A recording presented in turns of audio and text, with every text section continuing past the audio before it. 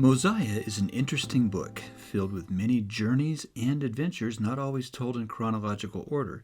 Since there are so many flashbacks, and I love The Hobbit and Lord of the Rings, I created this video with a Tolkien-style map of the travels in Mosiah to help sort everything out and better understand what is happening.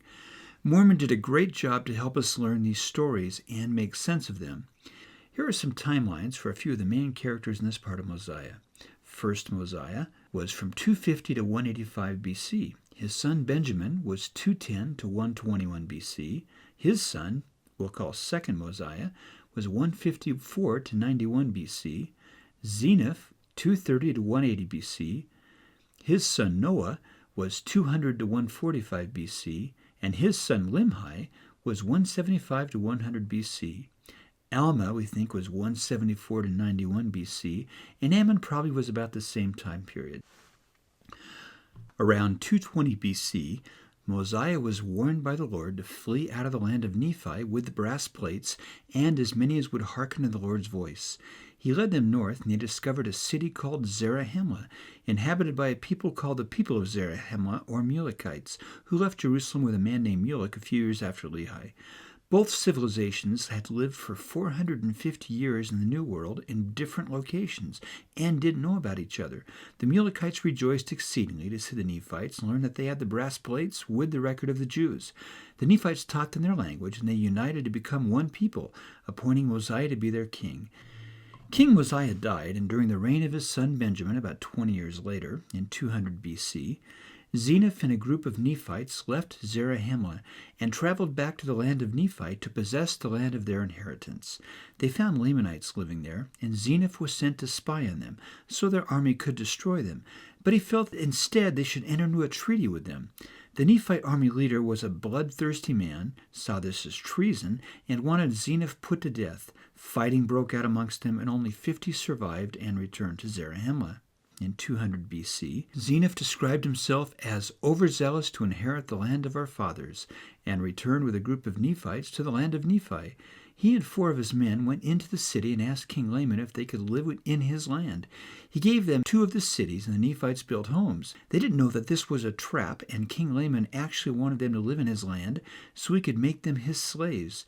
He told his people the Nephites were becoming too powerful, and they attacked them. Zeniff armed his people, and before they fought, the Nephites prayed, asking God for help, and were blessed with the strength of the Lord, and defeated the Lamanites.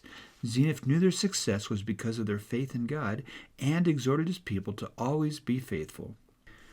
Alma was one of the several corrupt priests who served King Noah in the land of Nephi. About 148 BC, the prophet Abinadi told them to repent and obey the gospel of Jesus Christ. Only Alma was touched by his words and defended him. King Noah cast him out, and Alma fled for his life. He hid and wrote down Abinadi's words. Alma began to preach the gospel in secret and baptized 450 in a hidden retreat called the Waters of Mormon. King Noah found out where they met and sent his army to destroy them. Alma was warned by God and led his people into the wilderness for 8 days to an uninhabited land they called Helam, and built a city there. In 122 BC, King Limhi's people were in bondage to the Lamanites and had to pay taxes of 1/2 of all they had. He sent a group of 43 people to search for the land of Zarahemla and get help to be delivered from the Lamanites.